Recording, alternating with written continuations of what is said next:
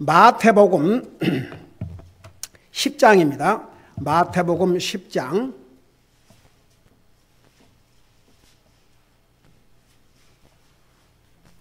34절에서 36절까지입니다. 34절에서 36절까지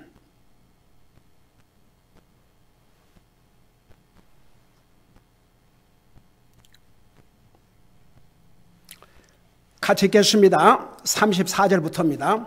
시작. 내가 땅에 화평을 보내러 온 줄로 생각하지 말라. 나는 화평이 아니라 검을 보내러 왔노라. 사람이 자기 아버지를, 딸이 자기 어머니를, 며느리가 자기 시어머니를 대적하여 불화하게 하려고 내가 왔나니 사람의 원수들이 그의 집안에 속한 자들이라. 아버지나 어머니를 나보다 더 사랑하는 자는 내게 합당하지 아니하고 아들이나 딸을 나보다 더 사랑하는 자도 내게 합당하지 아니하며. 아멘. 기도하겠습니다. 사랑의 아버지 하나님, 우리를 구원하여 하나님의 자녀 삼으시고 오늘도 주님을 예배하고 섬길 수 있는 이런 은혜와 이런 복된 기회와 또 건강을 주심을 감사드립니다. 오늘 우리 예배를 통해서 주님 영광을 받으시기를 원합니다. 우리의 마음을 다하고 생각을 다하고 사랑을 다하고 존귀를 다하고 안어를 다해서 주님을 참되게 경배함으로 우리의 예배를 통해서 주님 영광을 받으시고 또 2층에서 진행되고 있는 스페니시 교회 예배를 통해서 우리 교회가 지원하고 있는 성사님들 온 세상에서 주님을 예배하고 섬기는데 그 예배를 통해서 주님 영광을 받으시옵소서. 말씀을 전할 이 종을 주의 성령님께서 도구로 사용해 주시기를 비옵고 예수 그리스도의 존귀하신 이름으로 감사하고 간절히 기도하옵나이다. 아멘. 앉으시 바랍니다. 우리 계속해서 성경에 나오는 말씀 중에 그냥 우리가 읽고 지나갈 수 있지만 이렇게 곰곰이 생각하면 도대체 그 의미가 무엇인가, 그런 성경 구절을 많이 만나게 됩니다. 오늘은 우리가 읽은 이 본문을 중심으로 해서 우리 주님께서 내가 온 것은 화평이 아니라 검을 보내려 오셨다, 이렇게 말씀하고 있습니다.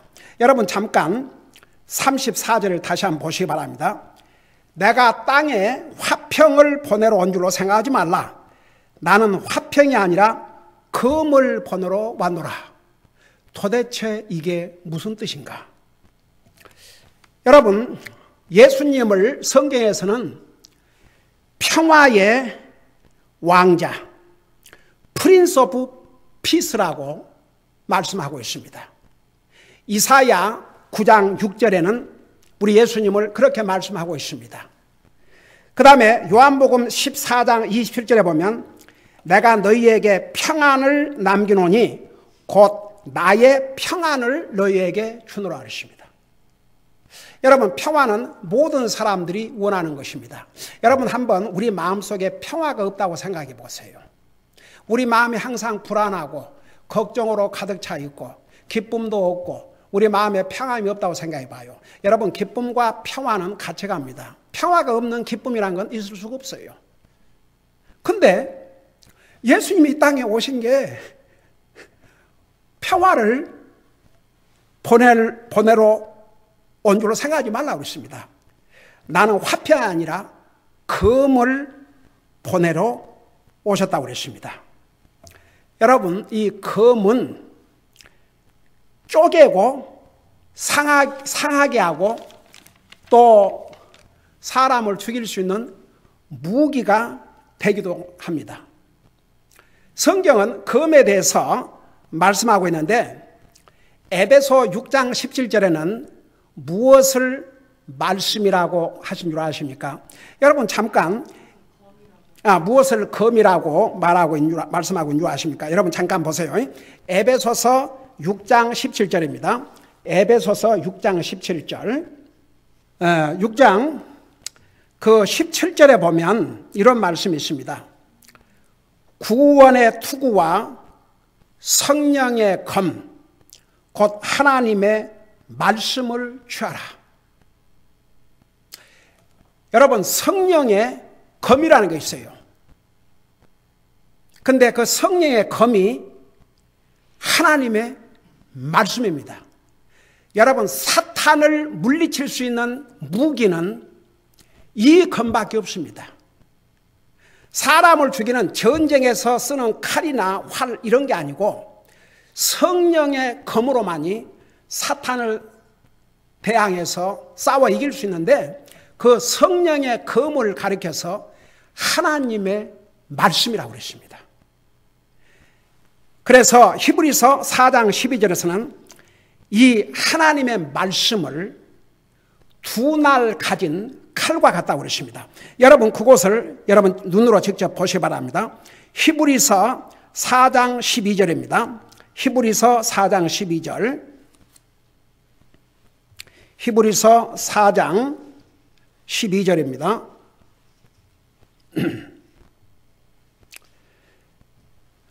거기 보니까 이렇게 말씀하고 있습니다. 하나님의 말씀은 살아있고 권능이 있으며 양날 가진 달린 어떤 검보다 예리하여 혼과 영과 및 관절과 골수를 찔러 둘로 나눌까지 하고 또 마음의 생각과 의도를 분별하는 분이시니, 그래서 하나님의 말씀을 좌우에 양날 가진 검과 같다고 그랬습니다. 여러분, 보통 칼은 한 면만 날이 있습니다. 근데 하나님의 말씀은 양쪽 다 날이 있습니다. 여러분 보세요. 하나님의 말씀은 항상 우리 듣기에 좋은 것만 아닙니다. 우리의 양심을 쪼갠다고 그랬습니다.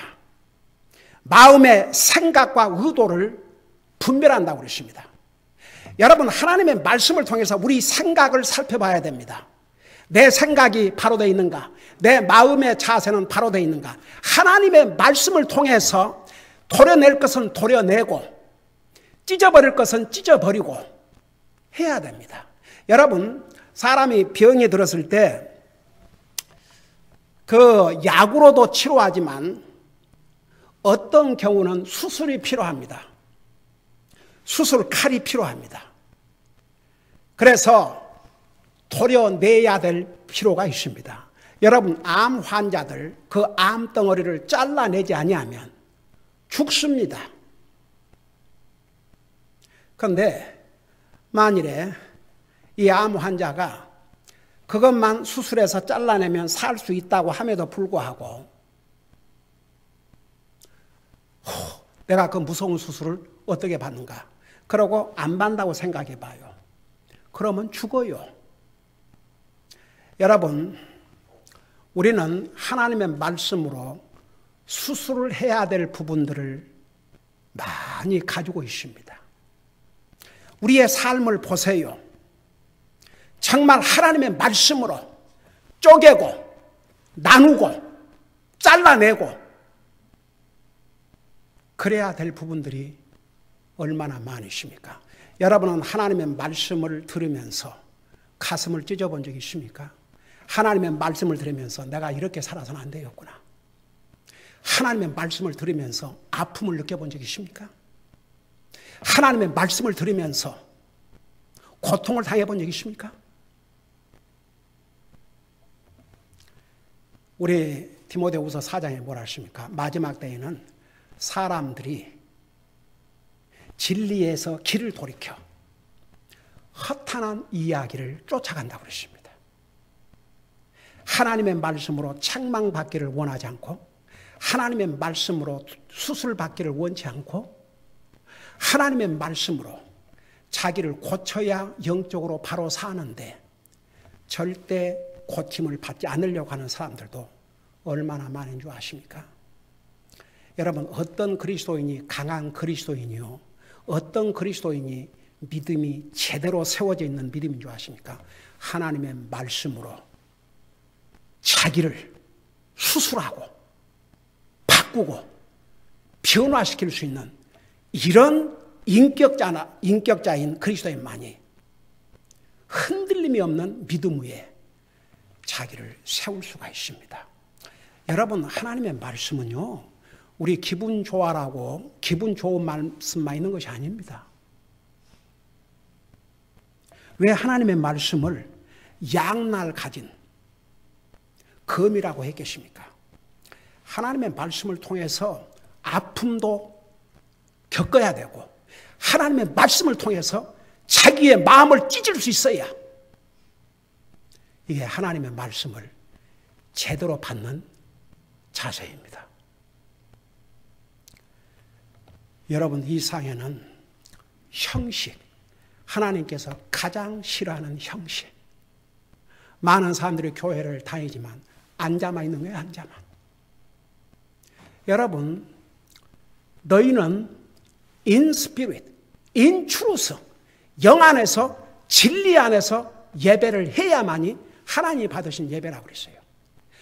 진리의 말씀이 선포되지 않는, 진리의 말씀을 듣지 않는 그 사람은 하나님 앞에 참 예배자가 아닙니다. 이 하나님의 말씀을 통해서 정말 자기가 수술해야 될 부분 수술을 하고 고쳐야 될 부분을 고치고, 여러분 평생 동안 살아온 자기의 마음과 생각을 하나님의 말씀을 통해서 바꾼다는 게 절대 쉽지 않습니다. 그러나 바꾸면 영이 삽니다. 이 상에는 하나님 말씀으로 수술을 받아야 될 영혼들이 얼마나 많은 줄 아십니까? 여러분, 구원받지 못한 사람은 복음을 듣고 구원을 받아야 되겠지만 구원을 받았다고 해서 자동적으로 다 아주 믿음이 강하고 주님과의 관계를 바로 하고 살고, 오 주여, 안 그래요. 하나님의 말씀을 통해서 도려내야 될 부분을 도려내고 찢어야 될 부분을 찢어야 되고 해야 됩니다. 여러분 보세요. 그 성경에 그 요나서 보면은 그 요나가 왜 니느웨에 가서 복음을 전하기를 싫어했는 거 아니? 원수의 나라였거든요. 그 아수르는 이스라엘을 괴롭힌 나라였습니다. 하루라도 빨리 망하기를 바라는 그 나라에 가서 하나님의 메시지를 전하라고 그러니까 얼마나 싫었으면 도망을 갔겠습니까? 저는요, 그분에 대해서도 도망간 요나를 내가 네 아니면 그래, 내가 다른 사람 보내지. 사람 같으면 그럴 수 있죠. 그런데 하나님은 한 번 부른 그 종을 버리질 않았습니다. 순종하고 갔으면 덜 고통당할 터인데 도망가다가 결국 붙들려가지고 고래 여러분 보세요. 물고기 그 내장 얼마나 비리고 냄새가 납니까? 여러분, 요나가 그 큰 물고기 뱃속에서 기도하면서 뭘 한 줄 아십니까? 그 시홀, 지옥이라는 단어를 사용했습니다. 근데 가서 복음을 전했어요. 성경 한번 읽어보세요. 백성들부터 왕에 이르기까지, 왕부터 백성이 아니에요. 백성들이 그 말씀을 듣고 요나가 전하는 이 복음을 듣고 요나 자신은 그 하나님의 메시지를 전할지라도 제발 이거 듣지 말고 망했으면 좋겠다, 그런 심정이었을 거예요. 그럼에도 불구하고 그 메시지를 들은 니느웨 백성들은 어떻겠습니까? 금식을 했습니다. 옷을 찢었습니다. 여러분 보세요. 그 옷을 찢는 행위는 마음을 찢는 겉모습의 표현입니다. 마치 사람이 죽었을 때의 모습처럼 상복을 입고 머리에 재를 뿌리고 나중에 그 모습을 본 왕도 같이 했습니다. 결국 하나님의 진노의 심판으로부터 건짐을 받았지 않습니까? 여러분, 이런 자세, 그 니느웨 백성들이 하나님의 말씀을 받는 자세, 그게 오늘날 많은 교회에서 사라졌어요. 하나님의 말씀으로 기꺼이 책망을 받기를 원하고 하나님의 말씀으로 자기를 바꾸기를 원하고 하나님의 말씀을 통해서 자기의 믿음을 굳건히 세우고자 하는 이런 마음을 가진 이런 그리스도인이야말로 진짜 하나님을 기쁘게 드리는 그런 그리스도인의 모습입니다. 자, 이렇게 검에 대해서 말씀하고 있는데, 자, 우리 주님께서 내가 화평을 주러 온 것이 아니고 검을 주러 오셨다 이렇게 말씀하셨는데, 이제 그 검의 이 검은 무슨 검을 의미하는가? 자, 그것을 설명을 할 터인데, 그 전에 성경에 검에 대해서 말씀하고 있는데, 이렇게 성경에서는 성령의 검에 대해서, 그리고 바로 이 성령의 검은 다름 아닌 하나님의 말씀이라는 거. 여러분, 검은 칼은요, 이렇게 하다 보면 다쳐요. 아프고. 그게 하나님의 말씀의 본질이에요. 하나님의 말씀을 듣고 기쁨과 감사와 용기도 얻지만, 하나님의 말씀을 통해서 아픔도 느끼고, 하나님의 말씀을 통해서 책망도 받고, 하나님의 말씀을 통해서 자기를 변화시키는, 그게 하나님의 말씀을 받는 올바른 자세입니다. 여러분, 솔직히 말해서 요즘 세상에 이런 메시지 듣기가 어렵습니다. 저는 하나님의 종으로 부름받고 목사가 되면서 이 한 가지만큼은 내가 결코 세상과 타협하지 않겠다. 36년을 하나님의 말씀, 오직 하나님의 말씀 전해왔습니다. 사람들이, 어떤 사람들은 너무 메시지가 강하다, 무엇이 어쩐다, 무엇이 어쩐다. 여러분, 목사가 지난번에 배웠죠? 목사에게 준 첫째 사명이 뭔 줄 아십니까? 말씀을 전하라. 때를 얻든지 못 얻든지 긴급히 하라. 그리고 여러분 보세요. 예수님께서 베드로에게 할례를 하시기 전에 베드로를 불러가지고 너는 나를 사랑하느냐 이렇게 질문을 하셨습니다. 개인적으로. 예, 주님을 사랑합니다. 예수님이 뭐라는 줄 아십니까? 그래, 나를 사랑하니 고맙다. 계속해서 나를 더욱 열심히 사랑하라. 그렇게 말씀하셨어요. 뭐라는 줄 아세요? 내 어린 양을 먹이라고 그랬어요. 주의 종이 주님을 사랑하는 길이 뭔 줄 아십니까? 양들 중에는 이제 각구원 받은 어린 양도 있고 장성한 양도 있어요. 어린 양을 먹이라고 했어요. 그게 주님을 사랑하는 길이라는 거. 그 다음에 두 번째 또 질문을 했습니다. 예수님이 대답이 뭔 줄 아십니까? 그래, 고맙다. 계속 나를 사랑해라. 아니에요. 내 양을 먹이라고 그러십니다. 세 번째 질문에도 똑같이 너는 나를 사랑하느냐? 내가 주님을 사랑하는 것을 주님이 아십니다. 여러분, 사실 베드로가 그렇게 대답할 수 있었던 것은 여러분, 베드로의 마음을 아신 주님 앞에 베드로가 주님을 사랑하지 않았다면 어떻게 그런 말 하겠습니까? 제가 주님을 사랑하는 것을 주님이 아시나이다. 여러분, 우리 다 그렇게 대답할 수 있습니까? 주님, 제가 얼마나 주님을 사랑하고 사는지 주님이 아십니다. 그렇게 얘기할 수 있습니까? 우리 모두가 그렇게 얘기할 수 있다면 할렐루야, 감사하지요. 과연 내가 담대하게 주님, 제가 얼마나 주님을 사랑하는지 주님은 아십니다. 우리가 그런 말을 주님 앞에 담대할 수 있다면 얼마나 아름다운 그리스도의 모습입니까? 그러면 오늘 예수님께서 하신 이 검은 도대체 무슨 검인가? 이거 알아야 되지 않겠습니까? 그래서 다시 우리 마태복음에 돌아가서 마태복음 10장 35절, 36절 그 이하의 절을 우리가 보아야 이 의미를 분명히 알 수가 있습니다. 마태복음 10장 34절부터 다시 한번 보시기 바랍니다.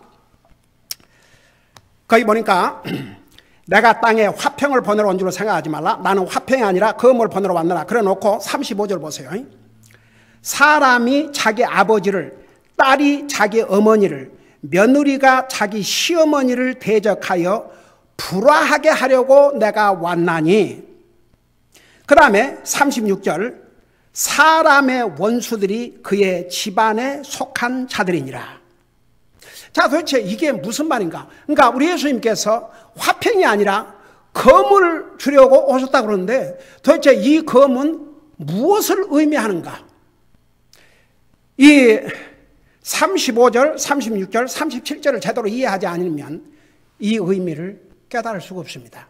그래서 먼저 35절, 36절을 우리가 바로 알아야 될 필요가 있습니다. 이걸 설명하기 전에 쉽게 요약을 하면 이 36절, 36절은 예수님께서 이 상에 오신 것은 가족끼리 서로 대적하고 원수가 되게 하셨고, 그 다음에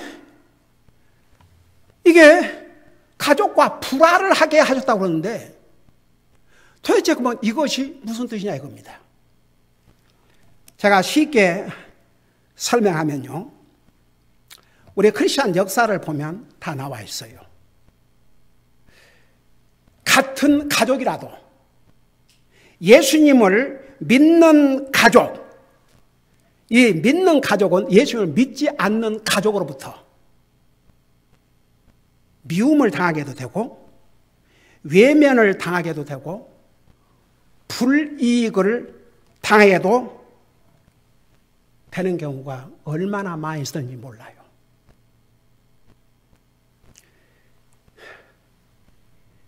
이것은 주님을 믿음으로 말미암아 치루어야 되는 값이라고 할 수가 있습니다. 여러분이 잘 이해하실 수 있기를 바랍니다. 지금 35절, 36절에 사람이 자기 아버지를, 딸이 자기 어머니를, 며느리가 자기 시어머니를 대적하여 불화하게 하려고 내가 왔다. 아니, 평화의 왕자이신 예수님께서 내가 너희에게 주는 평안은 세상이 주는 평안과 다르다고, 내가 너희에게 평안을 준다고 하신 예수님께서 가족끼리 불화하게 하려고 오셨다. 이거 우리가 제대로 이해해야 되지 않겠습니까? 그러면서 사람의 원수들이 그의 집안에 속한 자들이라, 이렇게 말씀하고 있어요. 여러분, 우리 이제 크리스천 역사를 한번 잠시 돌아볼 필요가 있습니다. 크리스천 역사를 보면요, 로마 시대나 지금도 모슬람 국가, 공산주의 국가, 힌두 국가, 심지어는 불교 국가에서도 하나님을 믿으면, 하나님 믿는 사람이 누구로부터 가장 먼저 핍박을 받고 미움을 받았냐 그러면 가족 식구들로부터였습니다. 여러분, 초대교회 성도들은 옛날에 우리 골로새서를 가리키면서, 빌립보서를 가리키면서 그 부분을 설명을 했습니다마는, 초대교회 크리스천 역사를 보면요, 예수님을 딱 믿으면 바로 믿지 않는 가족들로부터 미움을 받았습니다. 외면을 받았습니다. 가족끼리 모임에서 제외를 당했습니다. 그러니까 크리스천 역사가 보여주는 놀라운 실제로 있었던 일입니다. 그러면서 보세요. 직장에 다니는 사람, 직장에서 동료들에게, 보수에게 외면을 당하고, 때로는 쉽게 말하면 해고를 당하고, 사업에서나 모든 일에서 불이익을 당했습니다. 그게 크리스천 역사입니다. 예수님을 믿는 사람은 안 믿는 사람들에게 핍박을 받았습니다. 외면을 받았습니다. 미움을 받았습니다. 여러분, 제가 한번 읽어줬지요. 벌써 몇 년 됐나? 우리 교회가 지원하는 성사님이 보낸 편지에서 모슬람 나라에서 이 딸아이가 복음을 듣고 구원을 받았어요. 아버지가 그 사실을 알게 됐습니다. 어떻게 한지 아세요? 여러분, 기억난 사람은 기억하겠죠? 그 딸을 가두었어요. 아무도 나가지 못하게. 그러니까 그건 교회를 나가지 못하도록.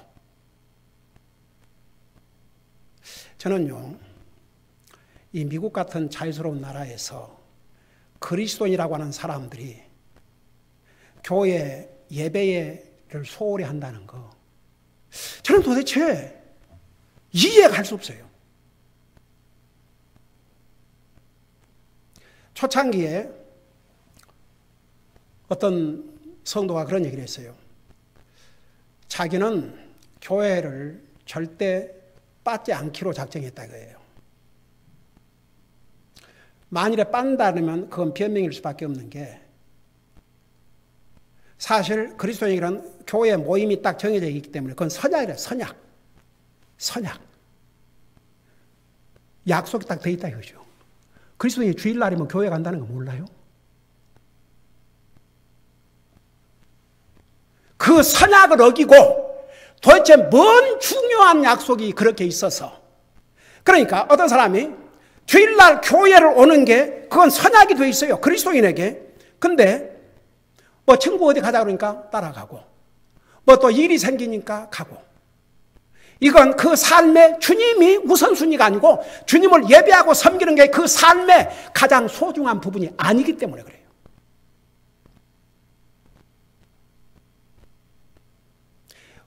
성경은 분명히 히브리서 10장 25절에 모이기를 폐하는 어떤 사람의 습관같이 하지 말고 모이기를 힘쓰라고 하셨습니다. 교회는 주님의 몸이고 구원받은 하나님의 자녀는 주님의 몸된 교회의 지체입니다. 교회를 떠나서, 여러분 지체가 몸을 떠나서 어떻게 삽니까? 여러분 이 몸에서 모든 양분을 빨아먹고 사는데 이 손가락이 한번 떨어져 나간다고 생각해요. 죽어요. 이 몸으로부터 양분을 받고 삽니다. 주님은 우리의 몸입니다.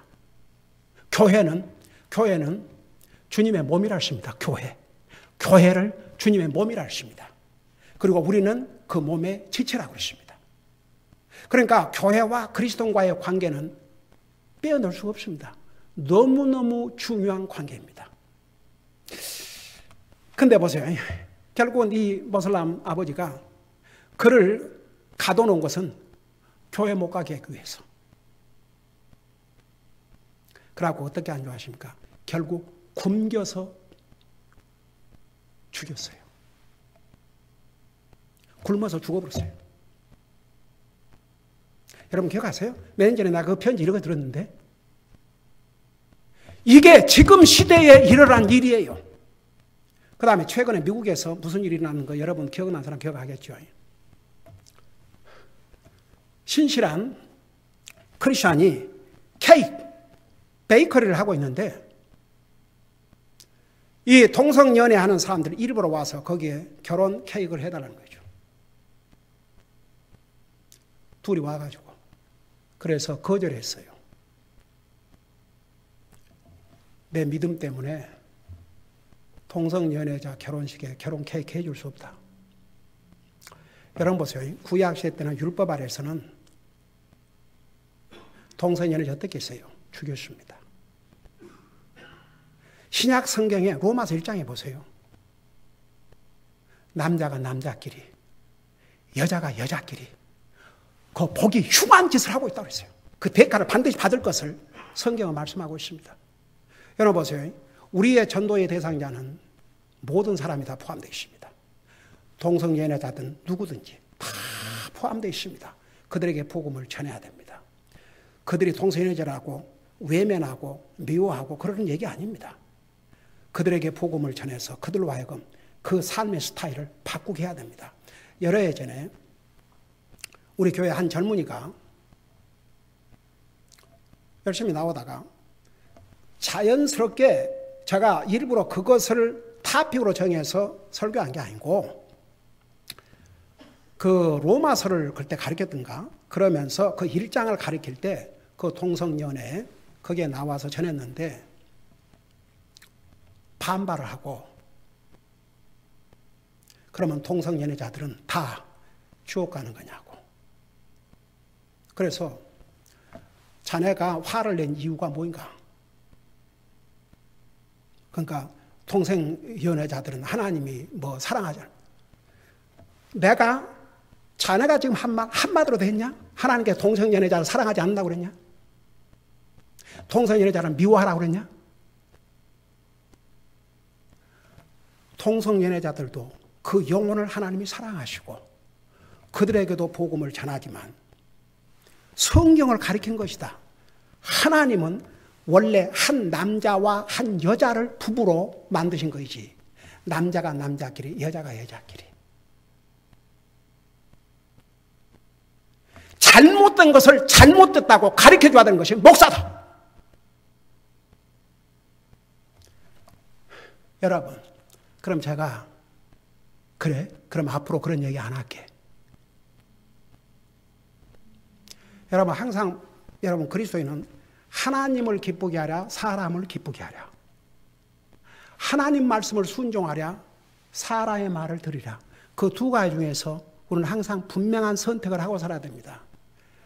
하나님을 기쁘게 하는 것을 먼저 택해야 되고 하나님 말씀 순종하는 것을 사람의 말보다 먼저 택해야 됩니다. 여러분, 이스라엘의 초대왕 사울이 왜 망한 줄 아십니까? 왜 망했어요?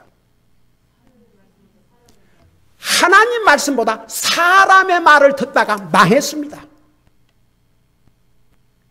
목사가 사람의 말을 듣고 하나님의 말씀을 타협한다든지 변질시킨다면 그 순간 목사 그만둬야 됩니다. 그래서 제가 그랬죠. 저는 단 한 사람이 남을 때까지라도 하나님 말씀 충실하게 정하겠다. 근데 하나님 은혜로 한 사람 이상은 남게 생겼어요. 제 가족이, 우리 가족이 6명이니까 다 제 힘에. 그러니까 한 명은 난다. 그러니까 하나님 부르실 때까지 목회하게 생겼어요. 저는 그런 각오를 가지고 목회를 해오고 있습니다. 저는요, 솔직히 말해서 사람에게 우리 목사님 좋으시다, 우리 목사님 그거 원치 않아요. 저는 솔직히 하나님 앞에 칭찬받고 싶습니다. 착하고 충성된 내 종아. 하나님은 주의 종에게 무엇을 기대한 줄 아십니까? 얼마나 주님의 말씀을 충성스럽게 전하고 왔는지. 자, 그래서 보세요. 크리스천 역사를 보면 항상 예수님 믿는 사람은 안 믿는 사람에게 불이익을 당했는데, 아까 내가 조금 전에 그 얘기하다 말았네. 그래갖고 이제 거절했지 않습니까? 이 신실한 크리스천 부부가 동성 연애자들 결혼식에 해달라고 그러니까 거절했는데, 거기 앞에 와서 사람들을 모아서 데모를 일으키고 그 집에 케이크는 못 사게 하고 결국은 문을 닫아야 했지 않습니까? 그 다음에 그게 미국 땅에서 몇 년 전에 일어난 일입니다. 결국은 그것이 대법원에까지 가서 결국은 그 크리스천 부부의 승리로 끝났지만 얼마나 많은 세월을, 그리고 또 하나는 20대 젊은 부부가 전문 포토그래퍼였어요. 전문 사진. 역시 그것도 그런 무슨 오케이션에 사진을 찍는 젊은 부부였는데 동성연애한 그 결혼 사진을 찍어달라고 하니까 거절했어요.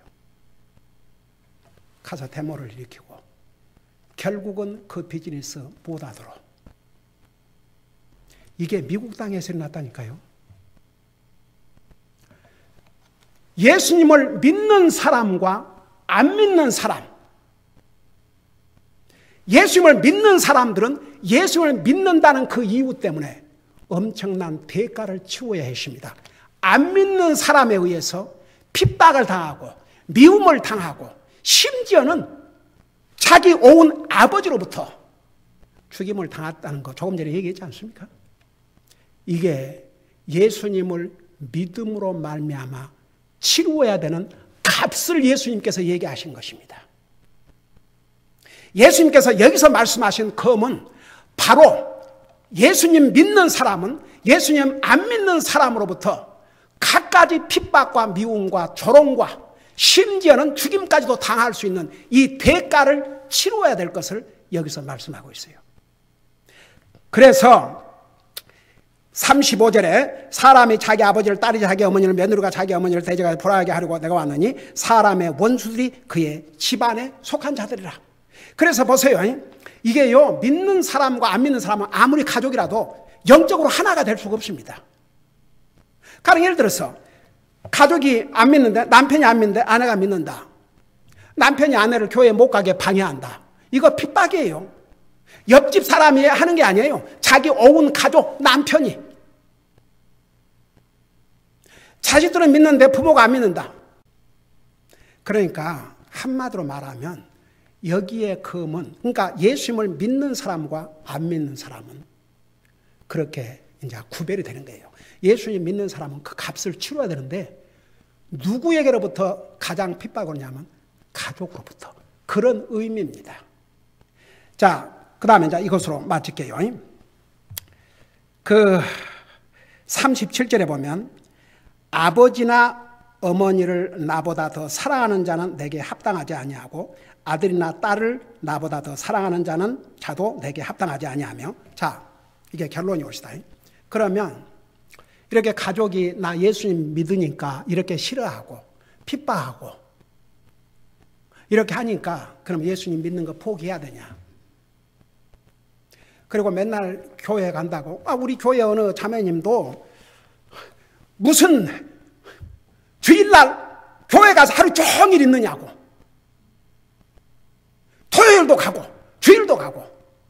핍박받았어요. 여기 지금 현재 있는 자매님 중에 한 분이.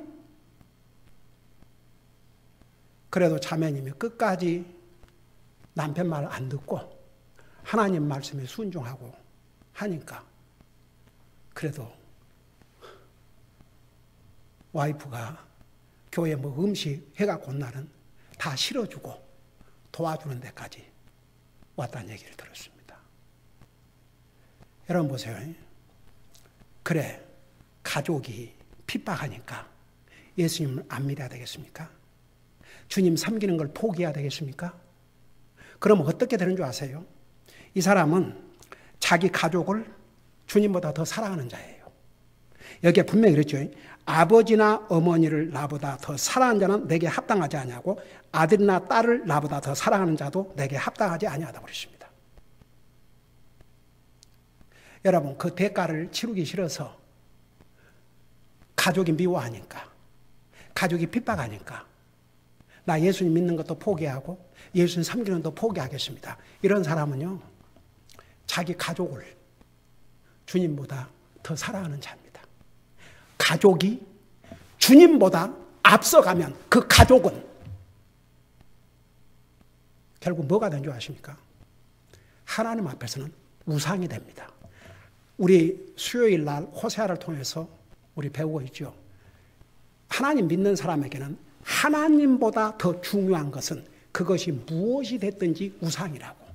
가족이 됐든지 직장이 됐든지 사업이 됐든지.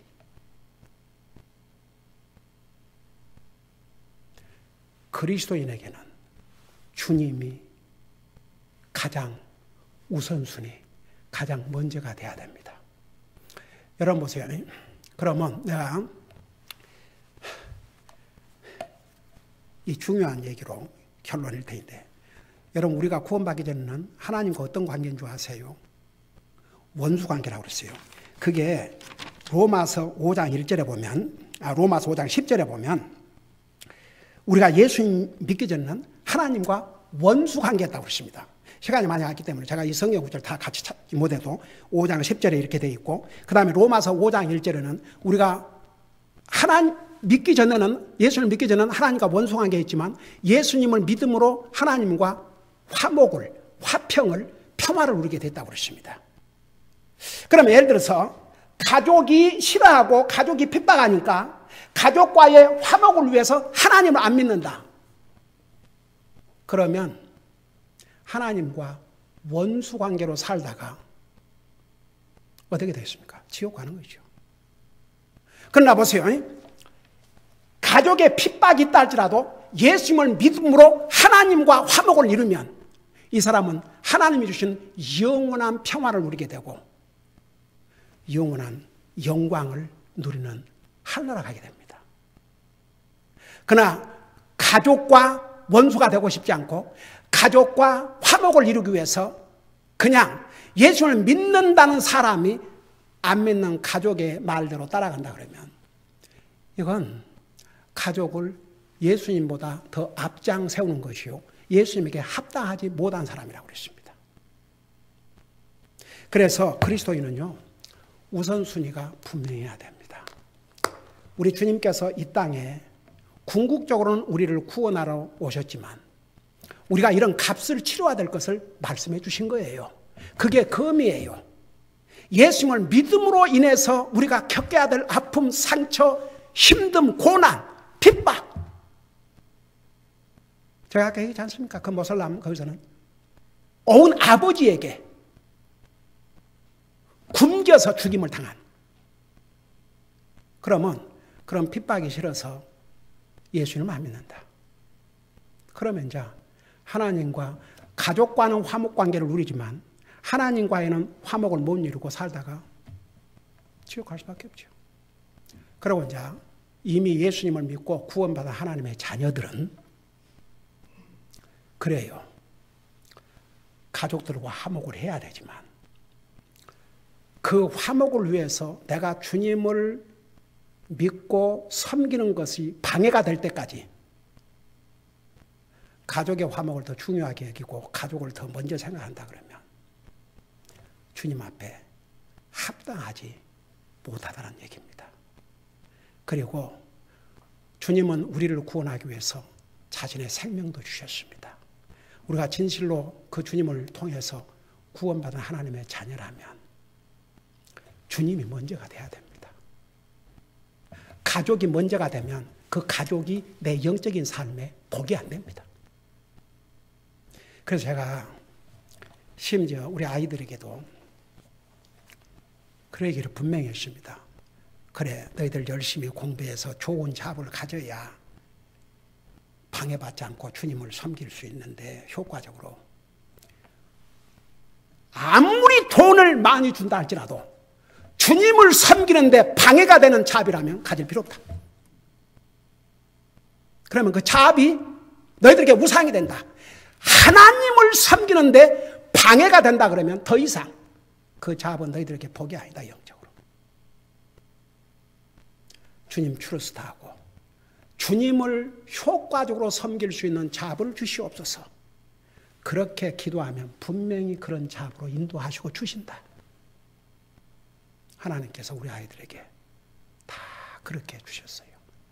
하다못해 수요일 예배도 방해받지 않는 그런 자 하나님께서 주셨어요. 그러니까 보세요. 우리 주님께서 검을 주러 오신 것은 그리스도인이 됨으로써 그 값을 치를 것이라는 것을 알려주시고 가족과 불화까지도 가질 수 있지만 그렇다고 해서 가족 때문에 주님을 믿고 섬기는 것을 하지 않는다면 가족이 먼저죠. 주님 앞에 합당한 사람이 될 수 없다는 것을 가르쳐 주신 것입니다. 기도하십시다.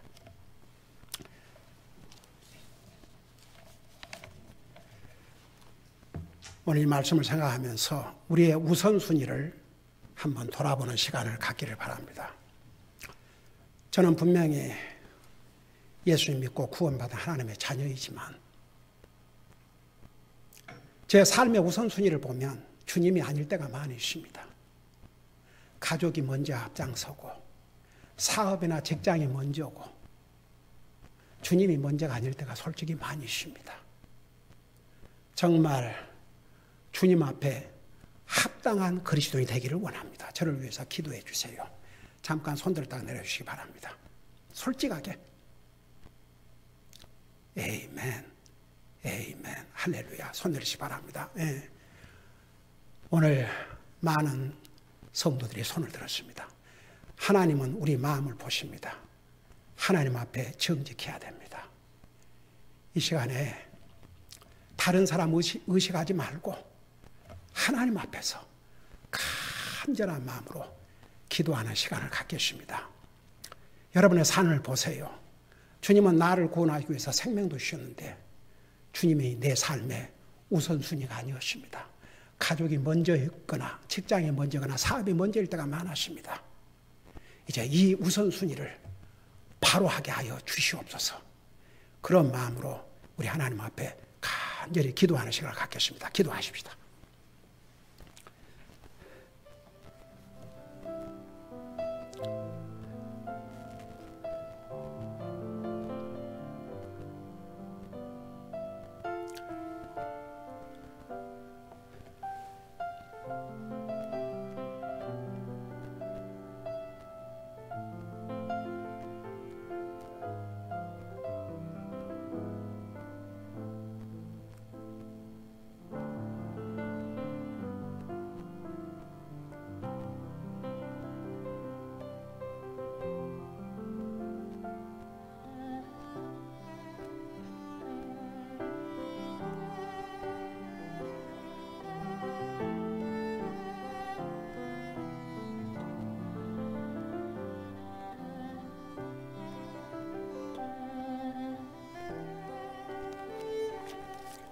사랑의 아버지 하나님, 우리의 크리스천 역사를 돌아보면 예수님을 믿음으로 말미암아 엄청난 대가들을 치루었습니다.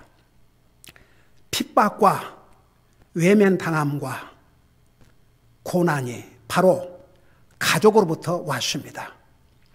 가족으로부터 핍박을 받고 가족으로부터 외면을 당하고 가족을 위해서 죽임까지 당했던 게 우리 크리스천 역사입니다. 주님은 우리를 구원하시기 위해서 자신의 생명도 주셨습니다. 그 주님을 믿음으로 인해서 우리가 가족과 불화를 갖게 되고 가족과 원수가 되고 직장에서 사업장에서 불이익을 당한다 할지라도 주님을 믿고 주님을 따라가면 우리는 영원한 평화를 누리게 된다는 것, 그리고 이 상에서는 상상도 못할 영광의 미래가 우리에게 있다는 것 우리 잊지 말게 하시고, 우리가 구원받은 하나님의 자녀가 된 다음에도 내 가족이나 직장이나 사업이 주님보다 앞서갔다든지 주님을 예배하고 섬기는데 방해가 됐다면 이것부터 바로 하게 하여 주시옵소서. 그래서 정말 주님 앞에 합당한 그리스도인의 삶을 살게 하여 주시옵소서. 오늘 이 말씀을 듣고 많은 우리 성도들이 그런 우선순위에 대해서 하나님 앞에 뉘우치고 반사하고 새로운 각오를 하고자 손을 들었습니다. 그 각오와 결심을 우리 주님께서 기쁨으로 받으시고 정말 앞으로는 주님과의 관계에서 주님이 내 삶의 우선순위임을 순간도 잠시도 찰나도 잊지 말고 주님을 첫째로 삼고 주님을 우선적으로 삼고 가족 때문에 친구 때문에 사업 때문에 직장 때문에 주님이 뒷전에 물러가지 않도록 도와주시옵소서. 감사합니다. 사랑합니다. 예수님의 이름으로 감사 기도하옵나이다. 아멘.